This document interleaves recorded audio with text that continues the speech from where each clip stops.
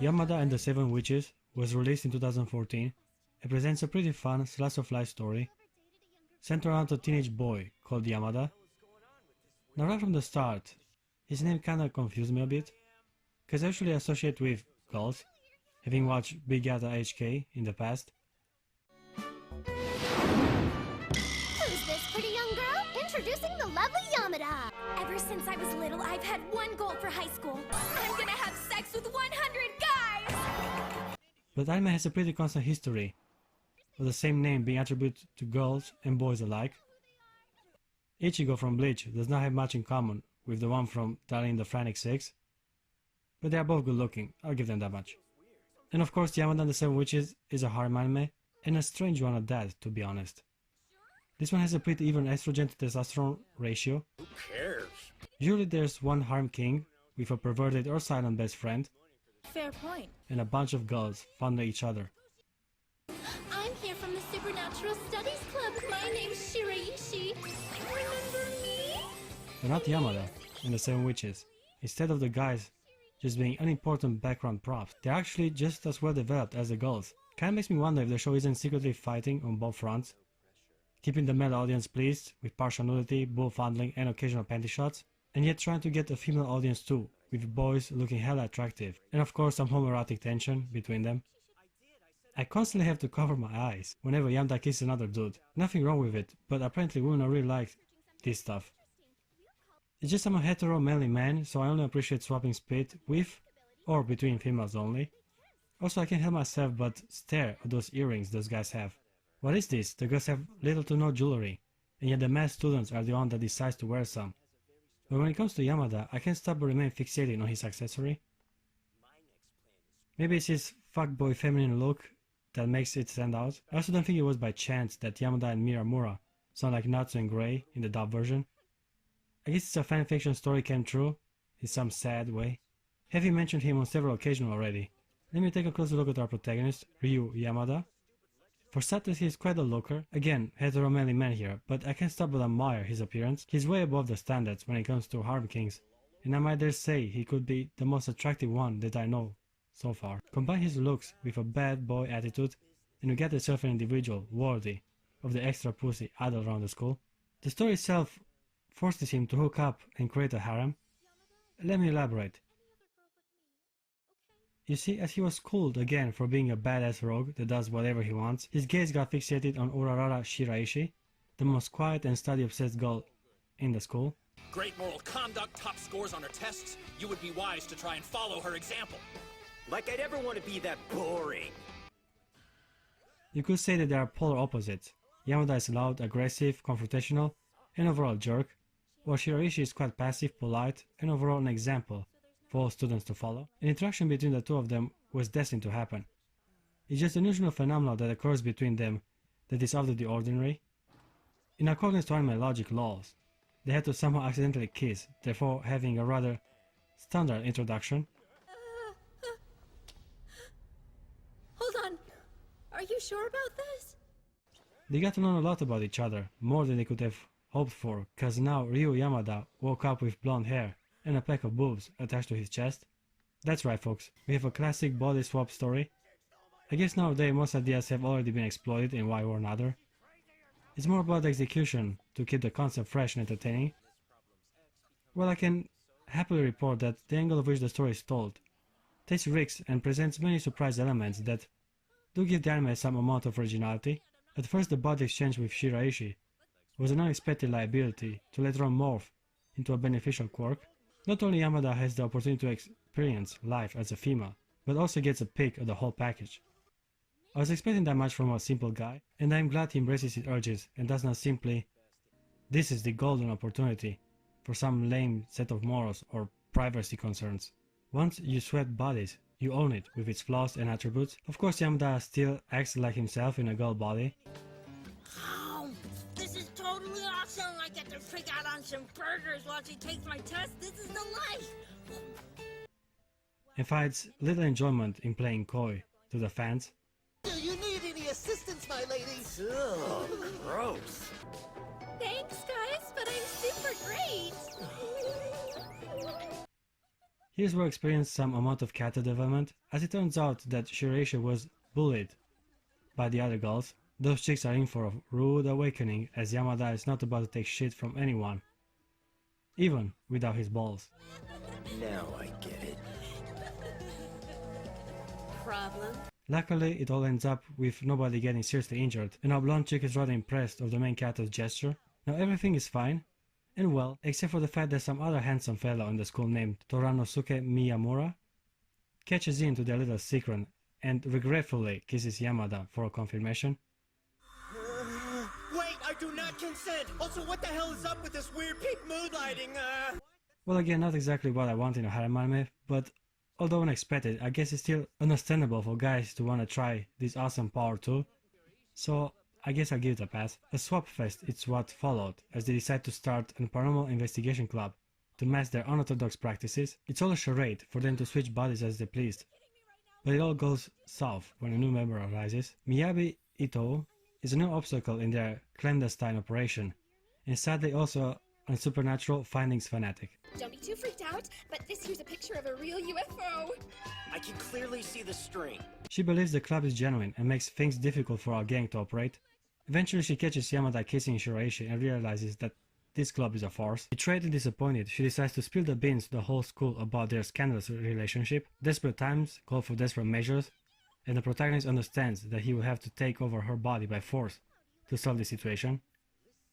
I like the over-masculine attitude he has, with that deep Batman voice and determined movement. If you want out of this room, you're gonna have to kiss me. Gross, there's no way I'd ever let your little weasel lips anywhere near my mouth. Stop, you're being a jerk!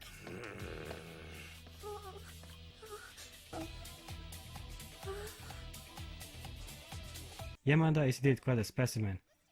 Miyamura is also an interesting fellow, I guess. At first he seems like the stuck-up pretty face that is excellent at everything, to later on discover he actually has a nice personality, being a rather perverted, funny guy. Listen, guys, whatever you do, I absolutely forbid you from snooping. Got it? Look, it's bros. Step away from the underwear drawer! I like how he shamelessly tries to take advantage of Shiraishi whenever Yamada switched body with her. At this point, although nobody really understands this power and everybody believes the main character to be its catalyst, soon it is all proved to be wrong. It wasn't Yamada per se that had a body switching ability to begin with, but Shiraishi. This was actually quite a clever surprise, as in an unexpected turn of events it is discovered that there are more girls around the school with special powers, just as impressive as hers, and they are called witches, hence the title, Yamada and the 7 Witches. But you may ask yourself, how come everyone was slamming tongues with Yamada instead of Shiraishi? It's her power after all. But the protagonist is special. Yeah, I know, the classic irregular special guy that just can't keep his distance from the ladies, cursed with the plague of opportunity. What a sad fate. Anyway, Yamada has the power to copy the power of any witch he has his lips on, which leaves a lot of room to wiggle. He can only have a power at the moment though, and whenever he kisses another witch, he immediately switches to her ability. Something he discovered the hard way when he encountered the prime contestant to the student council president, Nene Odagiri. She has been an opponent of Miyamura for a long time now, and therefore also Yamada's rival. She gets her hands on some incriminating pictures featuring our protagonist, and basically blackmail him to do her bidding. Hijacking her body seems to be the most reasonable solution, so the main character quickly gets to work and undergoes the standard procedure. How about you give me a kiss? Stop messing around! I'm not in the mood, okay? Be quiet, come here. Don't be mad at me for what happens next. Huh? This time nobody was switched, but instead Yamada stole her power to make everyone he kisses fall in love with him, including Odagiri. She finally got a taste of her own medicine, and now all she thinks about is him. Although it is a strange turn of events, she prefers it that way, as it brings color and happiness to her life, but the protagonist refuses to let her live a lie. I could never allow it, because I can't return your feelings, and it just wouldn't be fair. That's pretty badass of him. It shows that in a weird way, he actually tries to treat others fairly. It could have actually rather be a pleasant turn of events to have a hot teenage girl mad in love with you. Imagine the things he could do to a willing subject, considering his body is bursting with hormones at this particular age. Yamada shows strength of character in this moment, and I start to really appreciate him as a harem king. Summer break has come, and while Shiraishi and friends are enjoying the sun in the classic Every Harem Ever beach episode, the main character is stuck in class retaking exams. Here's where he meets another witch that possesses the power of telepathy. Her name is Meiko Otsuka,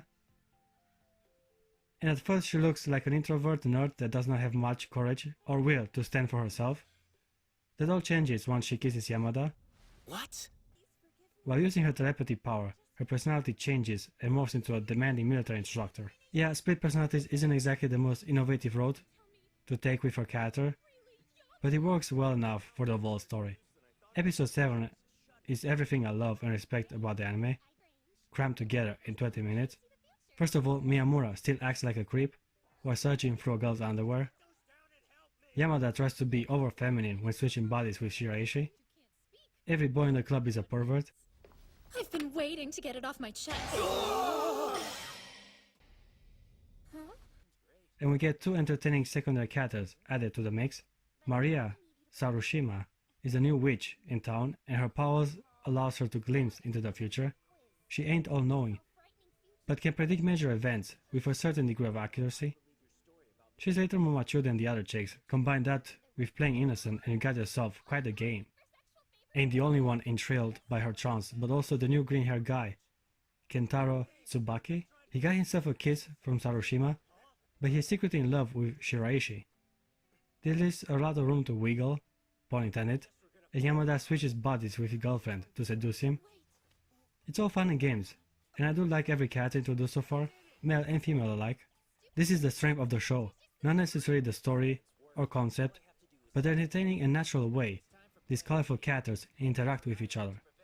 Later on we get introduced to the rest of the other witches, with less exciting but even more damaging powers. The last one in particular has the nasty plot-stretching power of erasing memories. Now this is an obvious trick to stretch a romance and reuse scenarios that worked best before. Long story short, it turns out that even the student council president used to be a good guy, and Yamada of course struggles to make the others to be able to recall their interactions. Shiraishi in particular, as she is the woman he loves, and it is his last mission at the end of the anime to make her remember. I don't necessarily like the ending as it backtracks a lot on character development, but I give it a pass as it does fit with the overall story. When I checked the anime wiki page, I discovered that apparently there are like 7 male witches too. I guess now that the girls have lost their powers, a bunch of guys will inherit them. So it will all degenerate into a free-for-all orgy, where not only the Ham King and the girls are allowed, but also his many friends. That does not seem fair to me. That's right. Although Yamada and the Seven Witches has an amazing protagonist, fun colorful characters, an engaging story, and a pretty solid art style, sadly it is a little unfocused and has way too many dudes getting between the main character and his ham. I'll give this anime a 7.5 out of 10. As I said, it is a solid show, and undoubtedly also one of the more risky ones from the harem genre.